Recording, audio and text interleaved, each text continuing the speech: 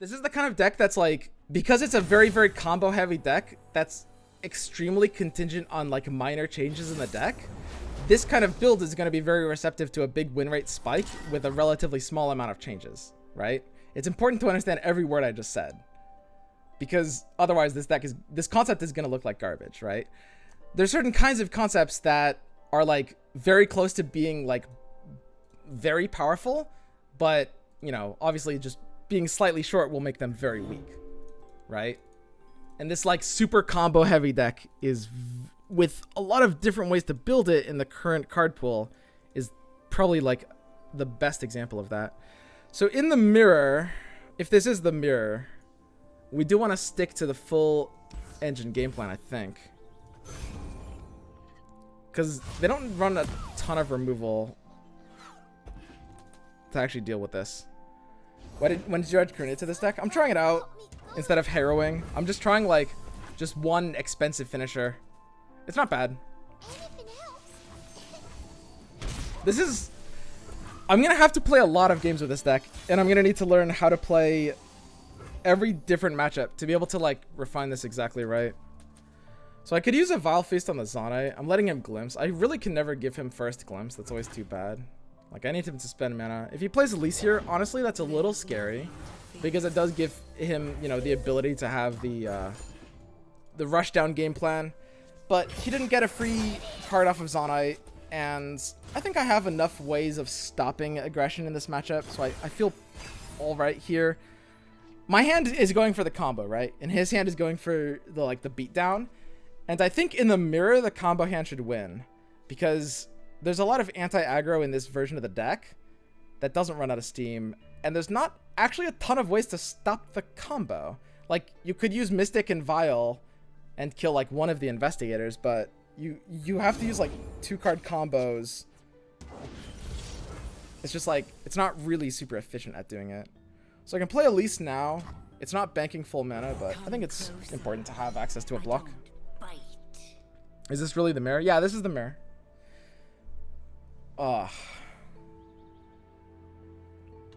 Karina's good in the mirror too. Yeah, I think Karina's solid here.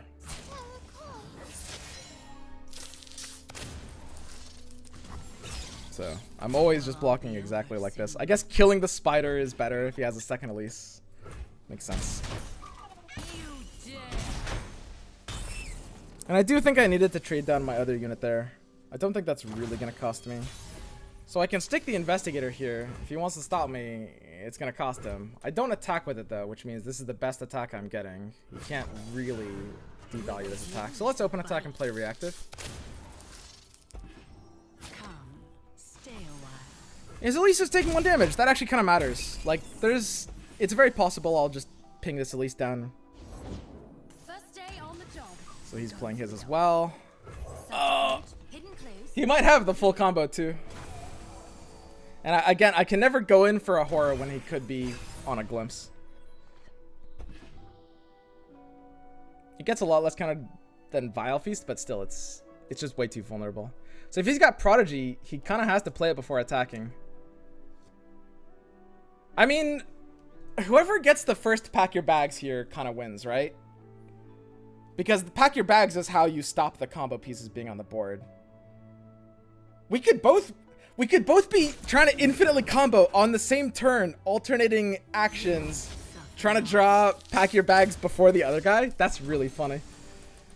And that's actually like pretty likely too. Well, I actually can't block with my investigator. I need him to have as many reduced odds at being able to kill it as possible.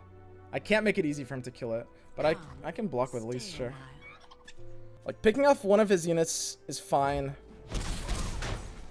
Enabling crawling, I think, doesn't matter here. So we play our Prodigy here. And we've banked the 2 mana, so even if he has like a Mystic plus Horror, Mystic File, if he has a way to kill the Investigator, we still get to draw off of it with a Horror, which is solid. Really good value. Second Investigator. Wow, okay. But he doesn't have access to Prodigy. If he had Prodigy in his hand, there's no way he could play that, I think. I could Horror. I could start trying to chain right now, actually. I could literally just Horror this Elise He can often use a ping spell to stop the horror effect, but I can never care about the horror effect, right? This looks good. Because the fleeting card, I can discard. I can use it in this case, which is fine. Or if it's a go hard, that changes my play by quite a bit. He can thermo. Yeah, I can't really stop thermo. I have the ability to like try to draw a glimpse off of rummage, but that's it. So now I can take the rummage on the unit part of this hand. I think that's perfectly fine. I also have the ability, now that I have developed the chompers to the board. Okay, so we have more combo pieces. I could just keep comboing right now. I can try to hit big. Literally just go harding before the other guy is how we win, right? I haven't drawn a single go hard yet. Or no, wait, did I draw one? No, I haven't drawn a single one yet. I mean, I think I just keep chaining for now. I think there's not enough of a reason to not chain right now. Yeah, that's fine. Because we're looking for discard targets anyway, right? Because we are going to rummage this turn. Pale Cascade is a pretty big hit. That's what we like to see. Pale Cascade is definitely gigantic here. So, yeah, I'll rummage first. And I think I'll decline the Pale, probably. I think I'll save Pale for next turn. So I can kick the Shade Stalker here. Actually, I think there's a chance I'll need the second Prodigy, but there's no chance I'll actually care about the Shade Stalker. So again, I can keep chaining if I want, but I think at this point, it's less value to chain. Like, Thermo can disrupt his combo. I need him to not draw it. God, where are my go-hards, dude? What's happening? 10-minute turns, I see. Yeah, this deck takes, like, really long turns, because the whole point is just doing these infinite combos. So there's the first go-hard. We need to shuffle this back immediately before doing anything else. If he has a Tortured Prodigy, he will have to play it here. I don't have the ability to open attack. I can't use my attack token willy-nilly because Chompers is a valuable sacrifice. If I kill his unit earlier, there's like some value in that. I think the Scowler can't possibly matter, so I guess I'll just hit this into some kind of range. Flame Chompers plus Cascade range? I don't know. There's a chance this matters. Is this mirror even watchable?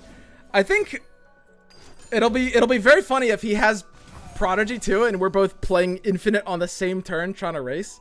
But it really just comes down to who gets the go hard combo faster here, I think. So he's go harding that. I think he's trying to set it into a range, and Pale Cascade stops that.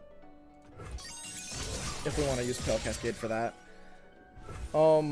We do want to use Pale Cascade after he commits into it. We are probably going to have to Vial.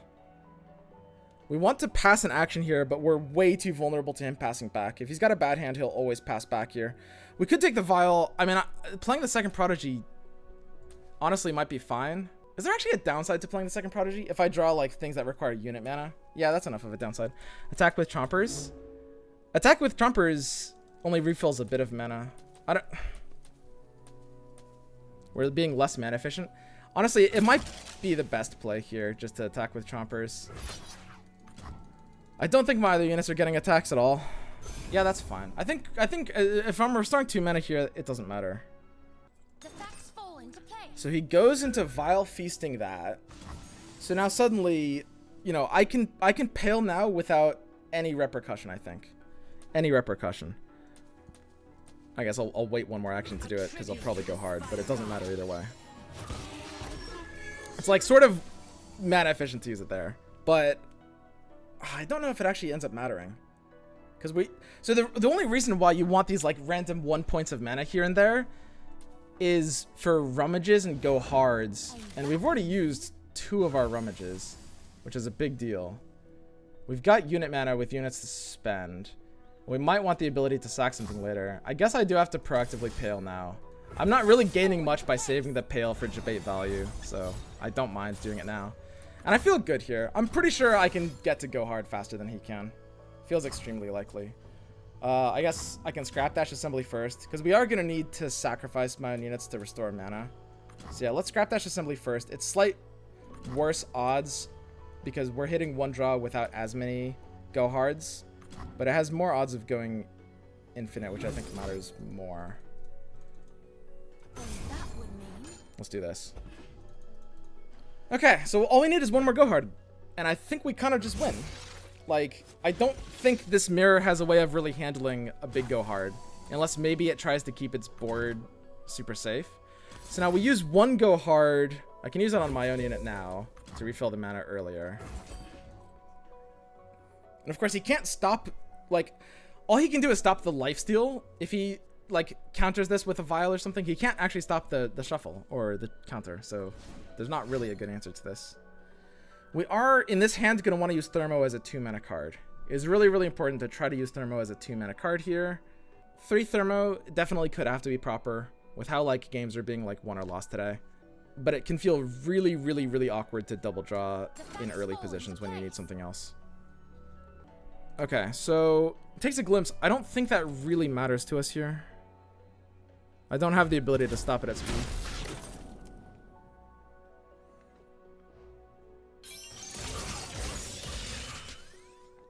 So we just need to play, at this point, maximum 2-mana cards while reshuffling back. So I'll go hard some random unit. Literally doesn't matter what unit we're go harding. Anything on his side of the board. And then I will vial my spider for the draw.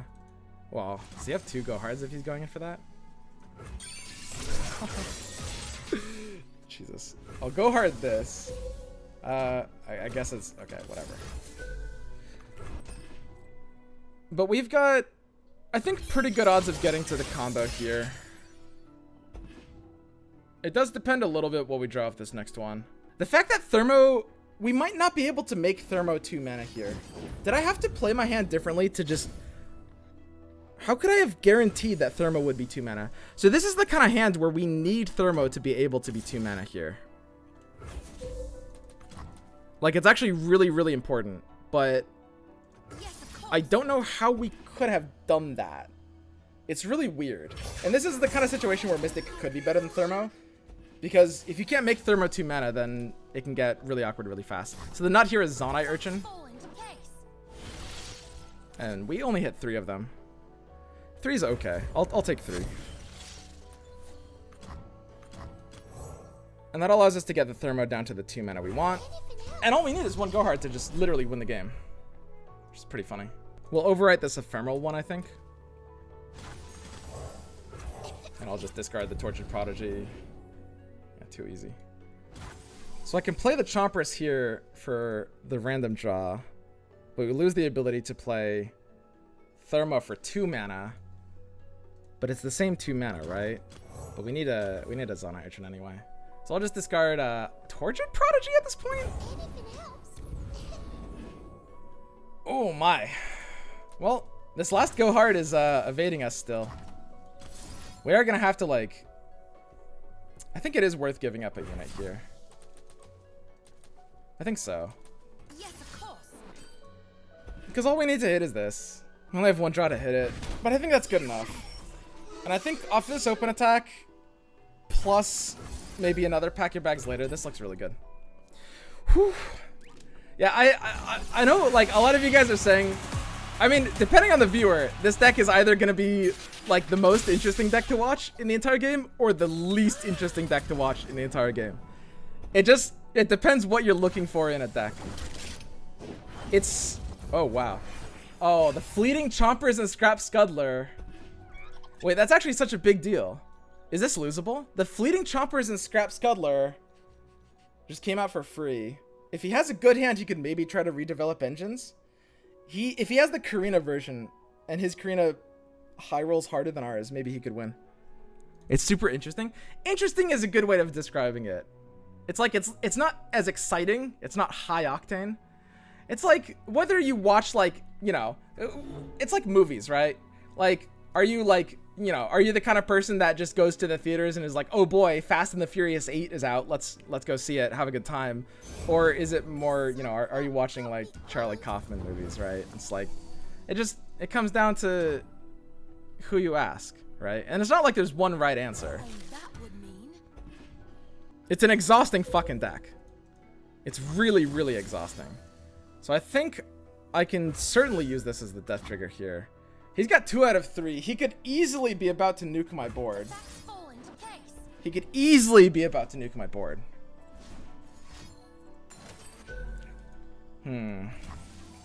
I didn't really have a way to like not glimpse there. But yeah, not being able to drop that glimpse feels a little bad. He's got one card in his hands. Playing Elise here is really bad if his card is, you know the one. It can't be. There's no way. I actually do need a better open attack, right? I think passing here is fine. I feel very safe. If I can open attack and he's not on it, I actually feel fine if I'm just killing Elise. Because we already have like the full attack anyway, right? Chompers into chompers. Because we have Karina, it might not be better for us to trade down the board. This is going to be a lot closer than I thought. I think we have to absorb one of the 1/1s. But then his chomper is just going to absorb my 1/1. This is so silly. And Karina here is a big difference maker. But the scary thing is that, I mean, I'm very hard from actually getting pack your bags a second time. And we have to assume he's drawing a second pack your bags here. I can't play the Elise until after the pack your bags. So Karina here has the blowout potential we need. Stalking Shadows looks good. He did a burst pass. Burst passing is a little scary because I'm too vulnerable to a pass back. Karina actually is outside of the kill range since she has 6 health. But he would need another pack your bags to kill it. I think if I Karina here, the fact that she's got 6 health makes me fine. He didn't hit any followers from the... Yeah, he completely whiffed the stalking. So let's see how many we get. On average, this deck will hit more than 3. It'll hit basically roughly 4 on average. It'll be like 4.1 or something. Depends how you mulligan, but 3 is fine here. Well, looks like he doesn't have it. That's nice. That's neat. I mean, this is face damage. This is just raw face damage, right? This is 6 damage. So what's his last card? Elise? Okay. Yeah, he doesn't have an attack here, and it just dies to the Karina. So if it blocks the Karina, then he does gain the ability to pack your bags after, right? And I have to open attack, because it easily could be pack your bags before. We're getting up to low HP. The nice thing is, oh, Glimpse. Glimpse is actually nuts for him here. Because how we lose is if he has pack your bags and he's not running out of steam, right? And Glimpse is kind of the only way to have both. At this point, I should just take the proactive Glimpse, right? I think I just Glimpse the Tortured Prodigy. If I draw more pack your bags, I do need to be shuffling them into the deck. We're not going to need this 4-2 anymore. I think we have to assume this 4-2 is irrelevant. We can't Glimpse a 1-1 because he could counter our draw, and we need him to not counter the draw. And because the way we win this game at this point is off of another go hard, I think we just shuffle these back into our decks faster rather than later. I have to assume the board is meaningless. The thing, like, look at this hand. So it looks weird to be doing this, but we don't, like, look at our deck size. Our entire deck is go hard at this point, and we have 3 draws in our hand, right? And we have to assume our board is useless because if he's not drawing go hard, we're winning anyway, right? Play Elise and go hard her, but I don't want to go hard the Elise. I want to discard her. I need discard targets in this hand. There's one big problem with this, which is like, if he heals like 1 point out of the go hard range, then that could actually be a big issue for me. I'll hold on the other one. You're overthinking to the point that you're making dumb plays. Really? So what's a strong argument to keeping the board there? Because I'm open to arguments.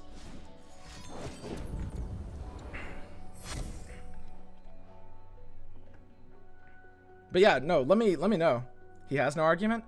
I mean, it's pretty likely, but I mean, maybe there's something I'm missing. Or he's just another shitter in Twitch chat. But yeah, no, it's every point is arguable. Like, if there's a solid reason for that, then I'd really like to know. I can go hard here. I want to go hard before we glimpse. You discarded 1 pack your bags? Yeah.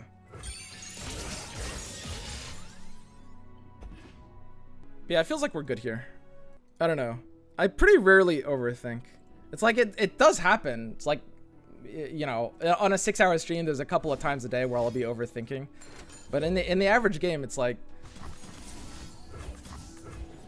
I mean, I guess it's important not to confuse overthinking with thinking. They're pretty different things. But don't get me wrong, I'm prone to overthinking. I do that sometimes. Absolutely. I really like 2 Karina. It allows you to be a discard target while allowing double Karina to be lethal sometimes. I mean, instead of the second Karina, we could, if we want to, we could run Fading Memories to optionally clone it. The reason why it kind of matters here to sequence in the way I did is because by using Go Hard earlier, you're shuffling more in earlier, which gives you additional draws per draw, and you draw per turn, right? So the earlier you use Go Hard, the better odds you have of getting it. And the way I lose this game is by the game going on too long and him healing outside of the Go Hard range, right? I need to deny his draws and end the game fast. I know it's weird to say, but he actually kind of has the long game there. Like, just because our entire deck is Go Hards, if he can heal out of the range of 1 and develop a board afterwards, then we can actually lose. And I don't want to lose. Yeah, Karina was great there. The more I play this deck, the more I literally just want to eject Scrap Dash Assembly from the entire deck. I think this card is trash. This card has never done anything ever. Like, it gets completely replaced by Jury Rig and Flame Chompers. Completely replaced by those cards. Like, this card just literally never does anything. It's impossible for this card to do anything. Like, if I need 2 mana spells, it should be Mystic Shots. I mean, Third Horror, there's kind of no way Third Horror isn't better.